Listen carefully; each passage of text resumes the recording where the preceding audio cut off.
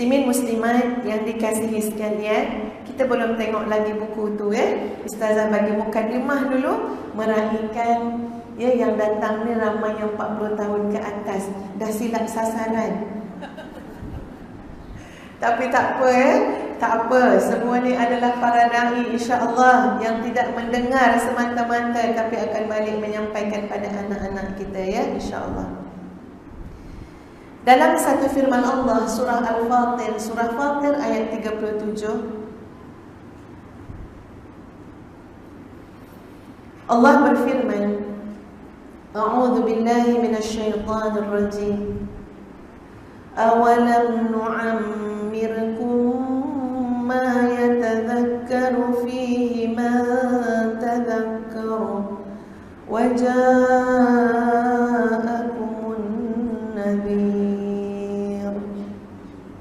Apakah kami tidak memanjangkan umurmu dalam tempoh yang cukup untuk berfikir bagi orang yang mahu berfikir? Waja'akumun nadhir, apakah tidak datang kepadamu orang yang memberikan peringatan? Menurut Ibnu Abbas, Hasan Al-Basri, Wahab bin Munabbih dan Masruq ketika mana menjelaskan tentang ayat tadi, mereka kata apa? Bila Allah sebut, apakah kami tidak cukup memanjangkan umur kamu untuk kamu menjadi orang yang berfikir?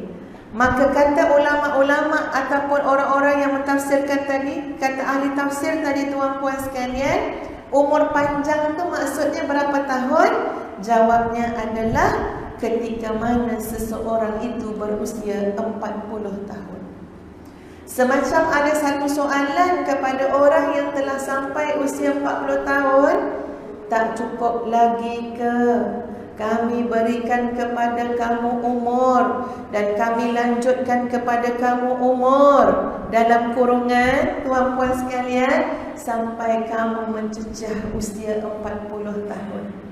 Tak cukup lagikah kamu nak jadi orang yang mahu berfikir? Jadi subhanallah, muslimin muslimat sekalian, orang-orang yang usia 40 tahun ke atas sebenarnya adalah ahli-ahli tafakkur. Bukan ahli berdengkur. Faham? Asal naik kereta, tidur. Tak apalah, orang tua. Asal datang kuliah, cari tiang. Dia niat awal-awal dah. Tidur. Tak apalah, orang tua. Tak. Tengok dalam ayat ni tuan-puan sekalian, masuk usia 40 tahun, jadi apa? Jadi ahli tafakkur. Sepanjang 40 tahun yang Allah berikan kita nyawa, kita umur, terlalu syarat dan terlampau banyak nilai yang boleh kita renungkan, kita nampak, kita dengar. Masya Allah. Masya Allah. Ilmu daripada pengalaman ni tuan-puan sekalian, memang satu ilmu yang sangat meresap dalam jiwa kita. Dan Allah bagi cukup 40 tahun pengalaman hidup, boleh pandang, boleh dengar, boleh rasa. Apakah yang kita pandang tak menjadikan kita ahli tafakkur? Apakah yang kita dengar tak menjadikan kita ahli tafakkur? Semalam tuan-puan sekalian, Ustazah talk show dengan suami Dr. Azhar bercakap tentang hala 7 rumah tangga sakinah. Agak-agak nak fikir pasal hala 7 ni nak kena berfikir ke tidak? Kena berfikir. Ustaz tanya, Ustazah jawab. Ustaz tanya, Ustaz jawab. Dia berdua, tak ada moderator. Jadi ikut pandai kita orang lah. Ustaz tanya soalan terbalik.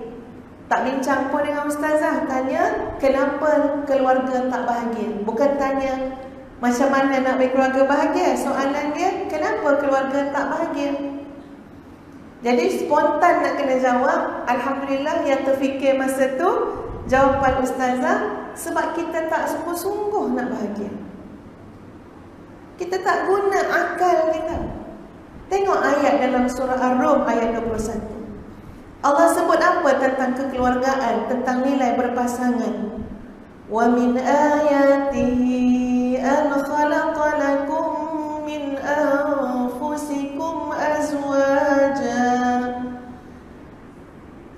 Dan daripada tanda-tanda kekuasaan Allah, ialah menjadikan kamu ini, suami dan isteri ini, apa dia? Berpasang-pasangan. Tujuan dia apa? Litaskunu ilaiha wa ja'ala bainakum mawaddatan wa rahmah. Inna fi dzalika laayatin liqaumin, sambung. Nak yang ujung ke? Liqaumin yatafakkarun. Hatta kita nak keluarga kita bahagia pun tuan-puan, liqaumin yatafakkarun. Guna akal, berfikir. Tengok pengalaman yang sudah-sudah. Kamu boleh bina kebahagiaan dengan menjadikan apa yang telah kamu nampak, kamu dengar, kamu rasa. Pengalaman hidup tu mahal. Liqaumin yatafakkarun. Allah jadikan daripada diri kamu pasangan. Litaskunu ilaiha, untuk kamu merasa tenang dengannya. Wa ja'ala bainakum mawaddatan wa rahmah. Bahkan Allah letakkan 3 lagi ramuan. Setelah sakinah yang pertama, mawaddah wa rahmah, kasih sayang dan kasihan belas. Yang demikian itu adalah tanda-tanda kepada kaum yatafakkarun, yang menggunakan akal. Kalau tak guna akal dalam keluarga, masakan boleh bahagia. Guna apa dalam keluarga? Guna nafsu. Habislah. Tuan-puan sekalian, ketika mana kita menggunakan akal, kita cari ilmu, mari kita tengok pada perkataan litaskunu ilaiha.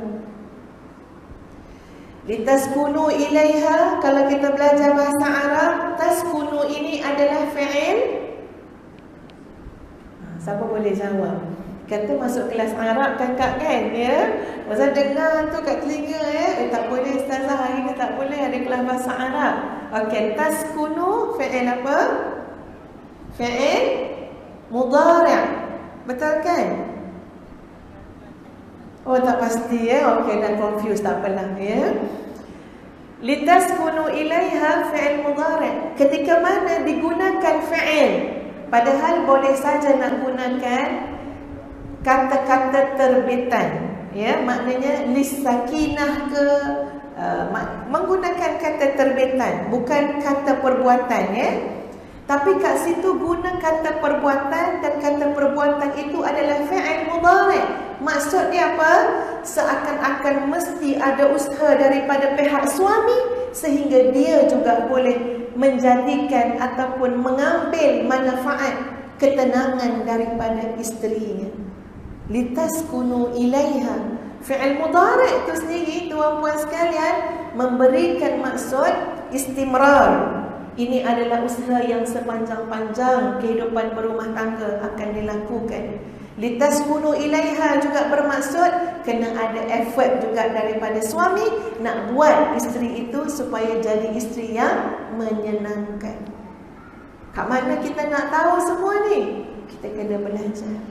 Belajar bukan pakai nafsu, belajar pakai akal, belajar pakai hati, belajar, ya, kadang-kadang dan kebanyakan masa belajar itu mesti pakai iman. Ya, ada banyak benda tak terfikir di akal, terbatas akal untuk faham, tapi dengan adanya iman, ya, kita percaya, kita yakin dan kita akan dapat cuba untuk memahaminya. Jadi dalam ayat surah Fatir 37 tadi, tengok Allah tanya, tak cukup ke umur 40 tahun? Kamu tak jadi orang berfikir lagi? Katalah kamu nak bahagia rumah tangga kamu, kamu kena guna akal kamu. Ya, insya-Allah kamu boleh bahagia. Kamu nak jadi berjaya, kamu kena guna akal kamu. Kamu kena jadi orang yang rajin bertafakkur.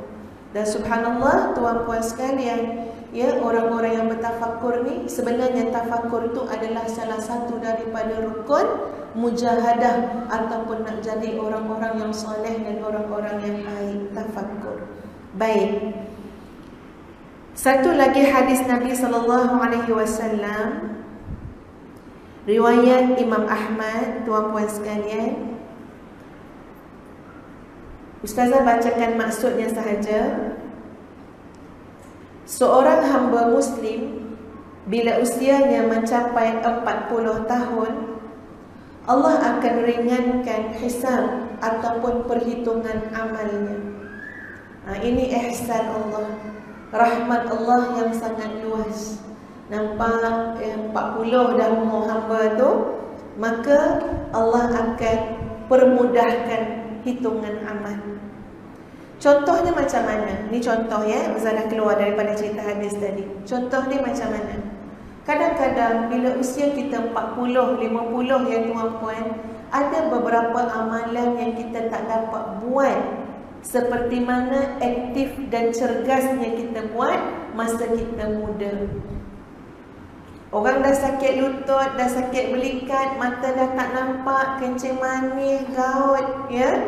Nak datang kuliah ilmu dah tak boleh. Nak kena nunggu telefon anak cucu tolong hantar. Kena anak cucu ada program yang lain, tak dapat hantar. Tapi Allah lebih kurang dengan orang-orang seperti ini.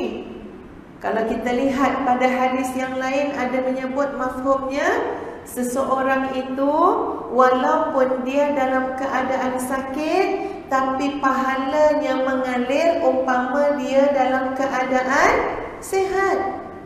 Maksud dia apa tuan-puan sekalian? Dia pernah buat amalan tu sepanjang dia sihat. Tiba-tiba dia sakit, dia dapat tak pahala amal tu? Dia dapat. Kerana sekarang dia tak buat kerana dia diuji dengan sakit.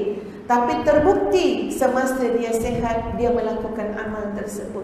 Sama juga, masa dia muda, dia buat amal tersebut. Dia pergi cari ilmu. Dialah jadi penggerak masjid surau untuk mengimarahkan masjid surau dengan kuliah ilmu. Sampai usia dia 40-50 tahun, tuan-puan sekalian, dia tak mampu melakukannya lagi kerana banyak faktor dan kekangan. Bagaimana hisab ke atasnya? InsyaAllah perkara yang dia buat pada masa muda terhalang dibuat pada masa tua kerana kesihatan dan sebagainya. InsyaAllah pahalanya akan mengalir. Sebab tu jangan salah faham. Jadi AJK masjid bila dah tua, ya, nak tolong program-program kemasyarakatan dah jadi macam program orang tua-tua. Tengok kadang-kadang AJK tu ya, semua penuh beg dengan ubat tu, darah tinggi, kencing manis. Tapi jadi AJK pendaftaran. Mana pergi orang muda? Kalaulah orang muda faham tuan-puan dengan konsep ini, bagaimana rahmat Allah kepada orang tua.